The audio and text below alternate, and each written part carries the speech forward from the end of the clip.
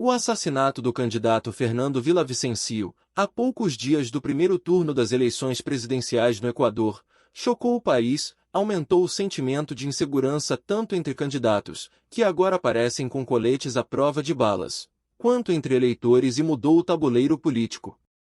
Se antes da morte, a candidata apadrinhada pelo ex-presidente Rafael Correa parecia bem à frente nas pesquisas, com chances de vencer ainda no primeiro turno, agora há quem nem a coloque em um provável segundo turno.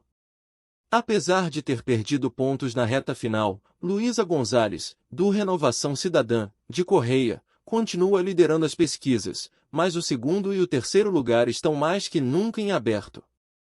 O candidato outsider Jean Topic, com propostas duras no combate à criminalidade, e Daniel Noboa Zin, filho do magnata e ex-candidato Álvaro Noboa, dois dos vencedores do último debate, agora aparecem como cotados para avançar no pleito.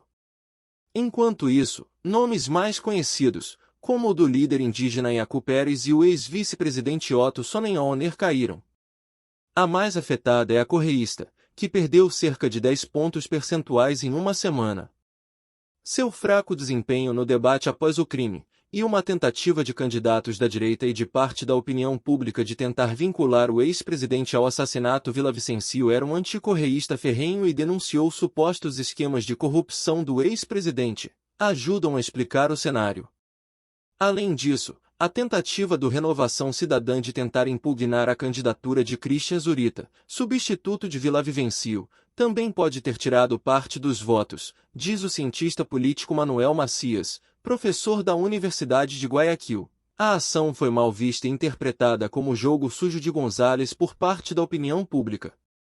Já Topic, com seu discurso duro e o enfoque na segurança, pode ter ganhado votos de indecisos e passa a brigar pelo segundo lugar.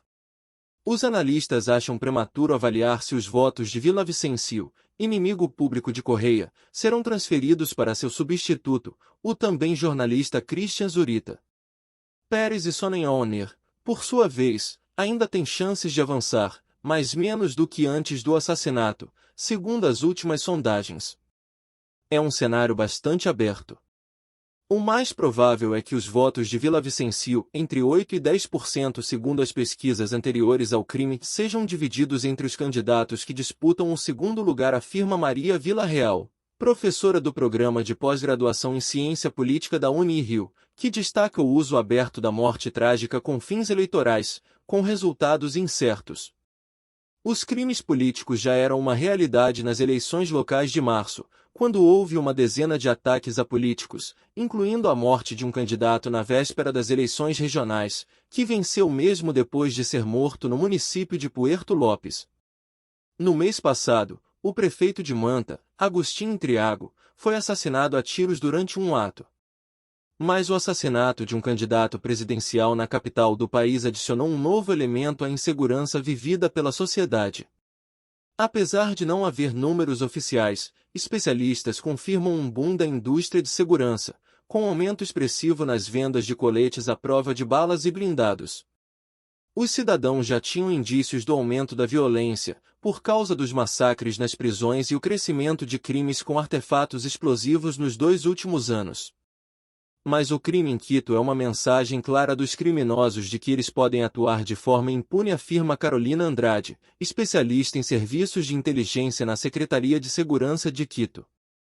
Em entrevista a jornalistas, na semana passada, o agora candidato Christian Zurita disse suspeitar que a motivação do assassinato de Villavicencio pode estar relacionada às suas propostas de atacar as rotas comerciais operadas pelo narcotráfico. Sua família anunciou que vai denunciar o Estado equatoriano pelo crime de homicídio, por omissão intencional por parte das autoridades que não cumpriram o seu papel. No dia do crime, Villavicencio foi levado para um carro sem reforço de segurança, apesar de outro veículo blindado estar no local.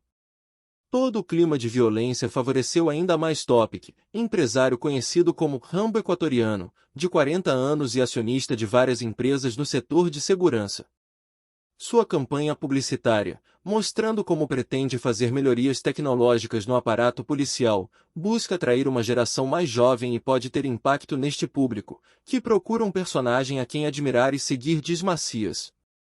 Apesar da insegurança, No entanto, analistas não acreditam que os eleitores deixem de ir votar por medo. Um crescimento do voto nulo poderia favorecer o correísmo no primeiro turno. Para vencer, a candidata precisa ter ao menos 40% dos votos válidos, com 10 pontos percentuais de diferença sobre o segundo colocado.